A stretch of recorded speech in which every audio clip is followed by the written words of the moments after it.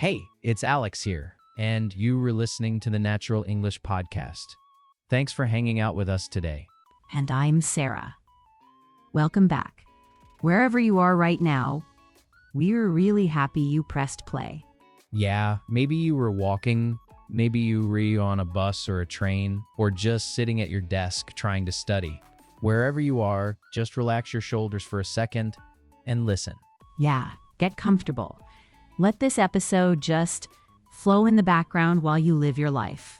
So today, we have a tiny listening challenge for you right at the beginning. While you listen to my story in a moment, I want you to listen for one word. The word is goosebumps.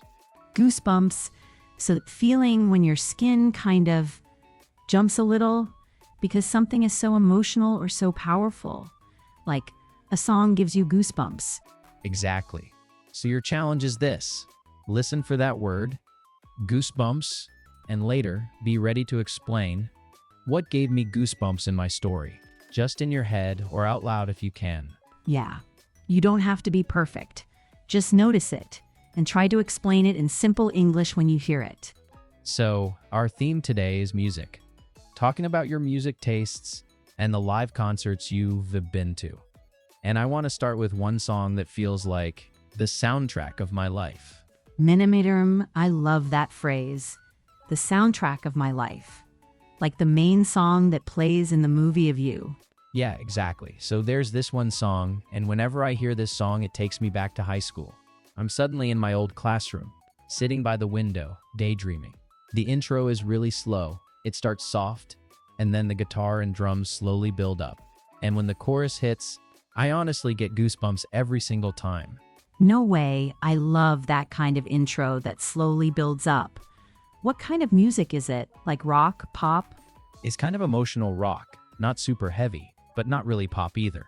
The lyrics are a bit dramatic, but in a good way. Yeah, like perfect teenage movie energy. Windows open, music loud, feeling very deep and emotional. Exactly. And as an English learner, maybe you can say things like, I like music, or my favorite singer is this person. But when someone asks you about a song like that, a song that feels like your life, it can be hard to go deeper in English. Yeah, like when a friend says, this band is my life, and you want to react in a natural way, but your brain only finds, oh, nice, or cool. Exactly. Or someone tells you about their favorite band and you want to ask follow-up questions, but you only say, what is your favorite song? And then silence. So, in this episode, we want to help you move past that. By the end, you'll be able to describe your music taste with more detail, talk about concerts you've been to, and react to other people's opinions about music in a way that sounds more natural, more real. Yeah, we're not doing a grammar lesson here. We're just having a real conversation at a natural speed, but still clear, so you can steal our phrases. And maybe laugh at Alex a little bit, because he used to be completely obsessed with one band. Oh no. Come on, you were seriously obsessed. Are you embarrassed to say which band it was on the podcast? I'm a little embarrassed, yeah, but I promise we'll talk about that later. And we'll share some awkward or funny concert stories too. So stay with us. Yeah, we have some good stories coming, including one very bad singing moment. So just a super quick roadmap. First, we'll talk about our music tastes. Then, we'll move into live concert experiences. And finally, we'll focus on how to react naturally when someone talks about music, so you don't feel stuck. And remember that word from before, goosebumps. Keep it in your mind. We'll come back to it when we talk more about live music and strong feelings. So, before we talk about concerts, we need to talk about our music taste first. That's where everything starts, right? Yeah, totally. Your music taste is like your personality and sound. Okay, Sarah, here's my question. How would you describe your music taste in English in a more interesting way than just, I like pop? So, Sarah, earlier I asked this big question like, how can we talk about our music taste in a more natural way? Not just, I like pop. I like rock. Very basic. What I really mean is, how can we sound more interesting, but still simple enough for everyday English? Yeah, exactly. And we do not need anything super advanced here. We just need a few relaxed phrases, little chunks you can copy. Then you can mix them with your own favorite artists and songs. Nice. So maybe we can give like 2 or 3 really useful phrases and then show how they work in real conversation. Yeah, perfect. Okay, first one. Instead of saying I like, you can say I am really into. I am really into. This feels stronger and more natural. For example, I am really into indie rock lately. Or, I am really into lo-fi hip-hop when I study. Right, so I am really into is kind of like, I like it a lot, yeah? It sounds more personal, more like this is part of my life. You can use it with genres, but also with artists, like I am really into Billie Eilish at the moment. Or, I am really into old school hip-hop. Okay, let me try. So instead of saying I like rock music, I could say I am really into rock music. Or maybe I am really into classic rock bands from the 70s. Yeah, that sounds great. And it already feels more natural, right? Like you are talking to a friend, not answering a test question. True. My old textbook voice is coming back in my head now. Okay, second phrase. You can say, I mainly listen to. I mainly listen to. This is good when you want to say what you usually choose. For example, I mainly listen to pop and R&B during the week. Or, I mainly listen to film soundtracks when I work. So it is kind of like most of the time, this is what I play, yeah? Yeah, exactly. It is not the only thing you like, but it is your usual choice. You could say, I mainly listen to upbeat dance music at the gym. Or, I mainly listen to chill acoustic songs in the evening. Okay, so if someone asks me, what kind of music do you like? I could say, well, I mainly listen to electronic stuff, but I am really into some rock bands too. Yes, that is perfect. You already used 2 phrases together there. That sounds super natural. Nice. And we have space for one more good phrase, right? Yeah. The third one I love is recently I've been obsessed with. Recently I have been obsessed with. This means right now you listen to it a lot, maybe on repeat. For example, recently I have been obsessed with this Korean R&B singer. I play her songs every day. Or, recently I have been obsessed with that new soundtrack from that space movie. So, compared to I am really into, obsessed with feels even stronger, yeah. Like almost too much. Yeah, it is a fun exaggeration. You do not need to be truly obsessed. It just means I love this right now, and I listen to it a lot. You could say, recently I have been obsessed with this one live version of my favorite song. Or, recently I have been obsessed with 80s pop playlists. Okay, let me put the 3 together and kind of describe my music taste. So, I am really into rock and indie, especially guitar bands. I mainly listen to those when I am on the train. But recently I have been obsessed with this super chill piano playlist on my phone. That was so good. And for everyone listening, just notice the little pattern there. Alex said, I am really into rock and indie. Then, I mainly listen to those when I am on the train.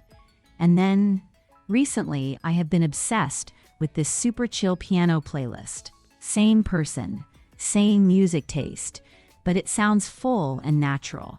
Not just, I like rock, I like piano. Yeah, and I remember my first time talking about music in English. I literally said, I like rock. It is fun. And then, silence. Conversation dead. Yeah, and that is normal, right? But with just a few extra chunks, you can keep it alive. Do you want to do a quick little robot versus natural moment? Okay, yeah, I will be textbook Alex for a second. So, my favorite genre of music is pop music. I very much enjoy listening to it. I prefer pop in comparison to rock. It is correct, but it sounds like you are reading an exam answer. If I turn that into relaxed speech, I would say something like, I am mostly into pop. I mainly listen to pop, especially when I am cooking. I am really into some rock bands too, but pop is my go-to. Yeah, your version feels like 2 friends talking in a kitchen. My version feels like a school test. Exactly. And for you listening, you do not need to be perfect. Just steal these little pieces. I mainly listen to, recently I have been obsessed with, and connect them to your real music life. Maybe as you listen now, just choose one artist or one genre in your mind and quietly describe it using two of those phrases, like, I am really into something, and I mainly listen to something else. You can even whisper it or just say it in your head. Yeah, give your brain that tiny bit of practice now, so that later, when you are talking to a coworker or a new friend at a concert, the words are ready for you. Okay, so now we have some better phrases to talk about what we usually listen to. But music is not just about playlists, right? It is also about experiences like live shows. So, Sarah, do you remember your first live concert? How would you describe it? So, Sarah, you mentioned one of your first really memorable concerts before we started recording today, and I kind of want to hear that story properly. Can you tell us about, one live concert that really stayed in your mind? Yeah, okay, let me think. So, one of my first really big concert memories was back in university. I think I was maybe 19. It was an outdoor festival in the summer, just outside the city. And we had super cheap student tickets.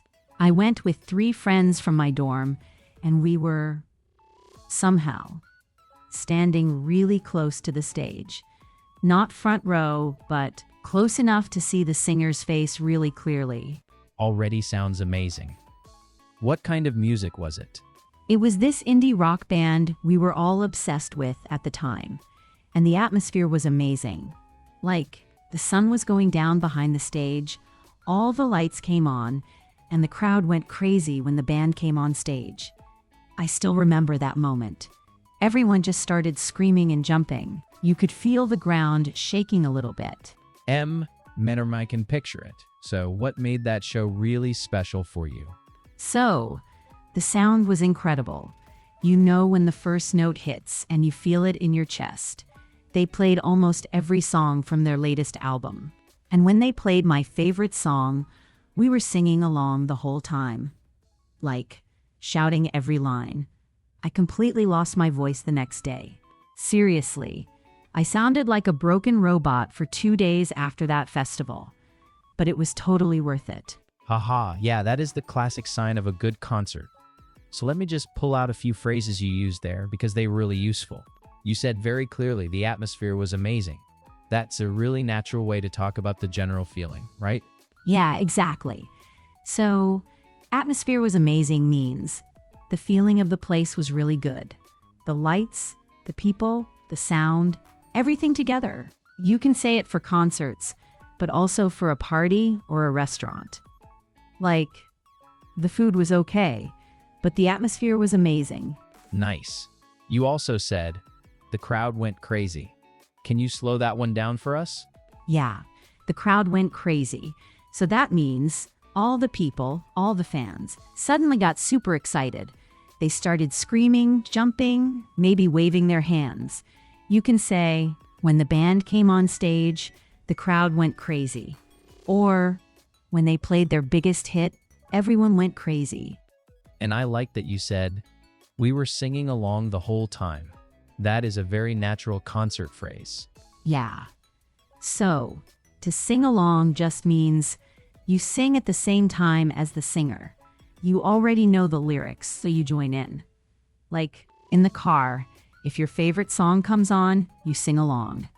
At a gig, if everyone knows the chorus, the whole crowd sings along together. It's a nice picture.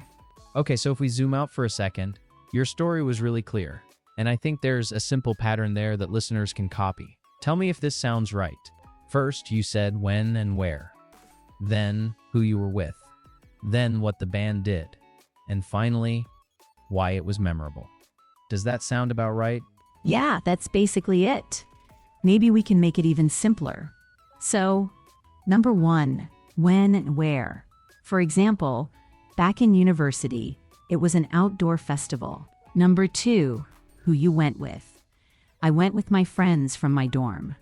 Number 3, what the artist or band did. They played my favorite song. The sound was incredible. The crowd went crazy. And number 4, why it was special for you. So, why you still remember it. For me, it was, I lost my voice, and it felt like my first real festival experience. That is really clear. So if you are listening, you could start your story like, when and where, then who you went with, then what happened on stage, then 1 or 2 small details that made it unforgettable. You do not need a long story, just those 4 steps. Yeah, and you can even practice it in your head. Like, last summer in my city, I went to a concert with my cousin.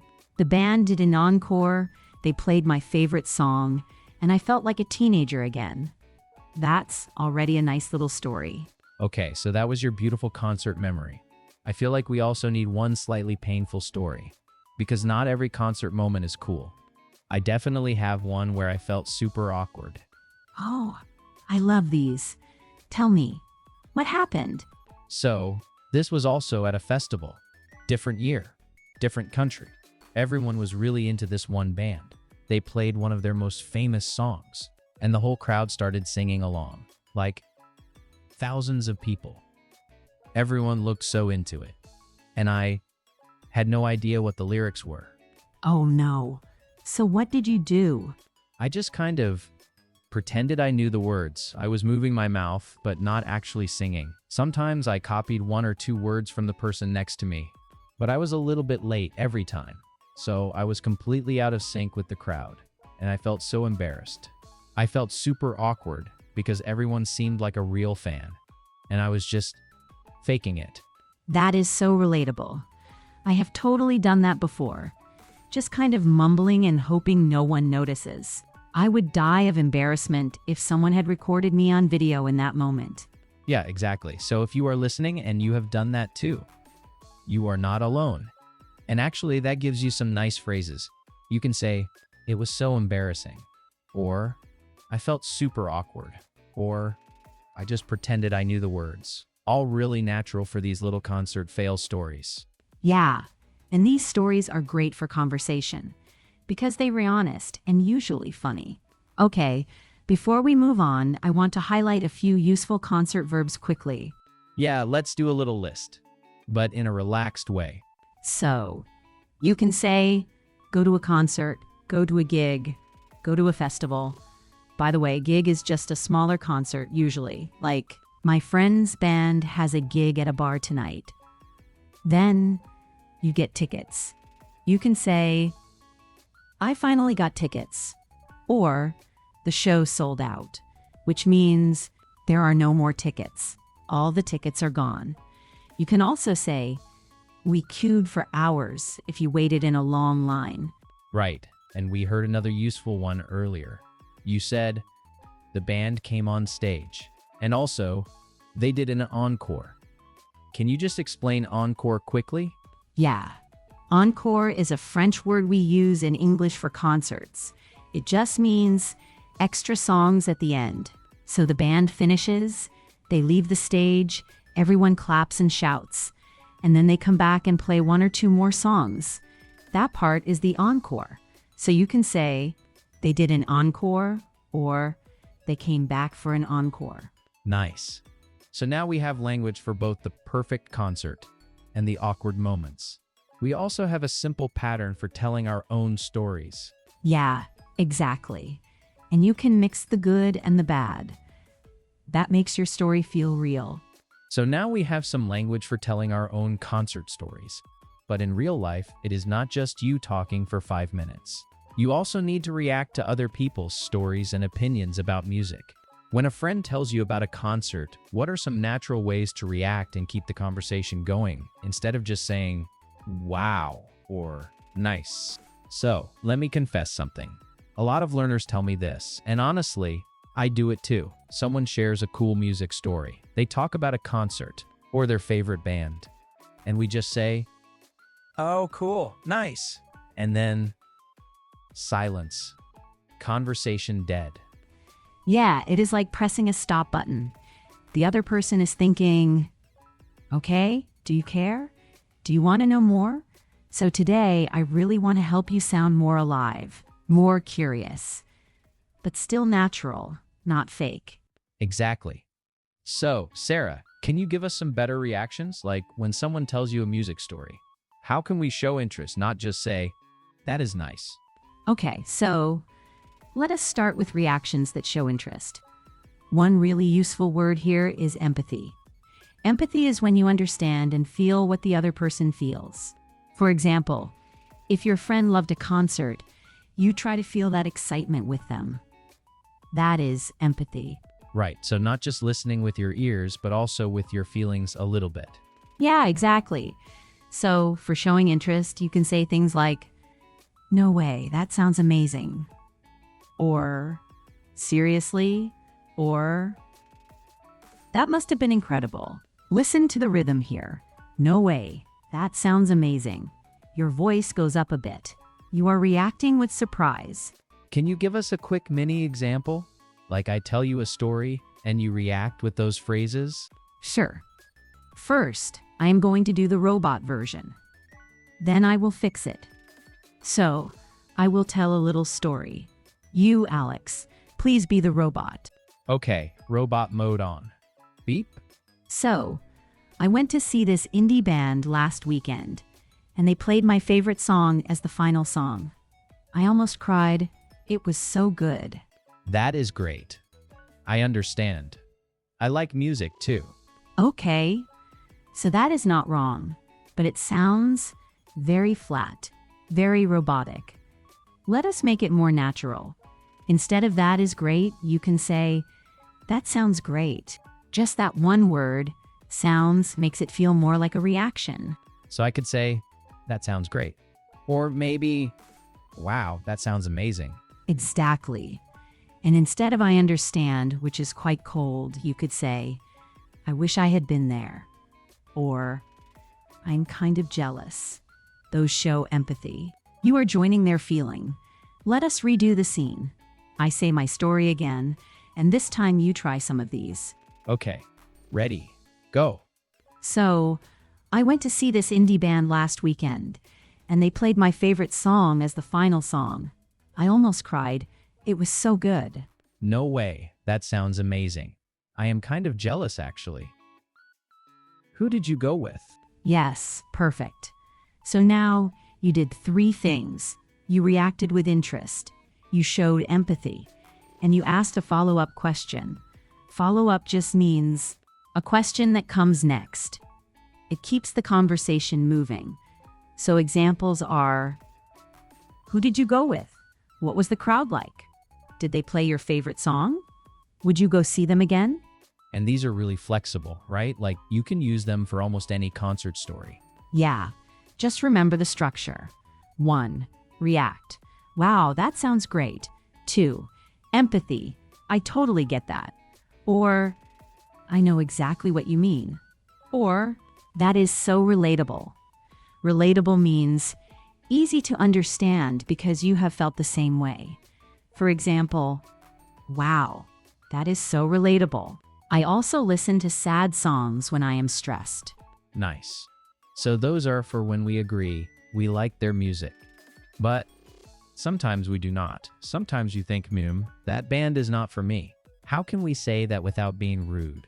Yeah, this is important. Let us imagine you are too direct. You say to your friend, "Your music taste is bad." That is very strong. It can really hurt. So we want softer disagreement. More polite. You can say, "To be honest, it is not really my thing." Or, "I can see why people like it, but..." Or, "I respect them, but I do not really listen to their stuff." Or you can say what you prefer. "I prefer something a bit more upbeat." Upbeat means more happy, more energetic. For example, "I respect that band, but I prefer something a bit more upbeat." Okay, let me try being too direct first. You tell me your favorite singer, and I will be the rude student. All right. So my favorite singer right now is this really mellow R&B artist. I listen to her almost every night. Your music taste is bad. I do not like that singer. Ouch. Okay, so how can we fix that? We keep your honest feeling, but change the words. You could say, "To be honest, she is not really my thing. I prefer something a bit more upbeat." Or, I can see why people like her, but I usually listen to rock. So I am not saying you are wrong. I am just saying I am different. Yes, exactly. And then you can still ask a follow-up question. For example, what do you like about her music? Or, how did you get into her songs? So even if you disagree, you keep the connection. Nice. Let us do one more special case. What if someone says something really negative about live music? Like, I do not like live music. It is too noisy and I hate crowds. How would you answer that? Good one. So I want to respect their opinion, but also keep talking. I might say, fair enough, it can be exhausting. Then I add a question. So do you prefer listening at home or in a cafe? See what I did? First, I accepted their feeling. Fair enough. Then I looked for common ground. Another way we can share music. Yeah, that feels kind, not fighting. I want to share one quick fail story. I met a new colleague at work. I wanted to be friendly, so I asked, "Who is your favorite singer?" He answered. He told me the name. And I just said, okay. And then nothing. Super awkward. Yeah, I know that feeling. And really, just one follow-up question could save it. Like, what do you like about them? Or, how did you get into their music? Let us redo that moment. First, the awkward original. Then, a better version. Okay, so who is your favorite singer? Probably this old soul singer my parents loved. Okay. And the conversation is dead. Now the improved version. So, who is your favorite singer? Probably this old soul singer my parents loved. Oh, nice. That sounds interesting. What do you like about them? See the difference? You reacted. That sounds interesting. And you used a simple follow-up question. What do you like about them? You do not need long sentences. You just need to show, I am here. I am listening. Tell me more. So, we have thrown a lot of phrases and examples at you, how to talk about your taste, your concerts, and how to react to other people. Let us slow down for a minute. In the next chapter, we will look back at the key expressions and help you think about your own music stories. So, before we say goodbye, let's just zoom out for a second. Yeah, take a little breath and think about what we did today. We started with your music taste, right? What you were really into. Then we moved to live concerts, all those big feelings, and then we played with reactions and follow-up questions. So it was kind of one little music journey. A small journey, but a rich one. And do you remember the listening challenge from the beginning? I asked you to listen for a word Alex used. Yeah, that word was goosebumps. Goosebumps is when your skin kind of shakes a little because you feel something very strong. For example, that song always gives me goosebumps. So, what gave me goosebumps in my story today? Just try to remember it now. Just think back for a second. No pressure. If you remember, great. If not, that's okay. You are still training your ears. All right, before we finish, let's repeat a few really useful chunks. Not everything, just the most practical ones. For talking about your taste, one powerful line was, I'm really into plus the type of music or the artist. For example, I'm really into indie rock right now. And another one was, I've been obsessed with. This is for something you love a lot these days. Like, I've been obsessed with that new album. Just those two are already super strong for your music taste. For concerts, one chunk we used a lot was, the atmosphere was amazing. For example, the atmosphere was amazing. Everyone was singing along. Simple, but it really paints a picture. And for reactions, I really like this one. That sounds incredible. You can use it when someone shares a big concert story or a song they love. Like, wow, that sounds incredible. I wish I had been there. So, just choose maybe one or two of these, the ones that feel natural in your mouth. You don't need to remember everything. Just pick your favorites and use them again and again. Okay, let's turn this into your little reflection moment now. You can close your eyes if you want, unless you were driving, of course. Yeah, stay safe. So, first question. Who are you really into right now? It could be a singer, a band, a DJ, anyone. Say it in your head or say it out loud. I am really into... Just give yourself a moment. Finish the sentence in your own time. Next one, have you ever seen them live? When and where? Maybe something like, I saw them live in, and then the city, or I haven't seen them live yet. Yeah, quietly build that little sentence in your mind. Or whisper it. No one is checking your grammar here. And one more question, why was it memorable? Or, if you haven't seen them live, why would you like to? Try to include one feeling word. Maybe emotional, chill, upbeat, or powerful.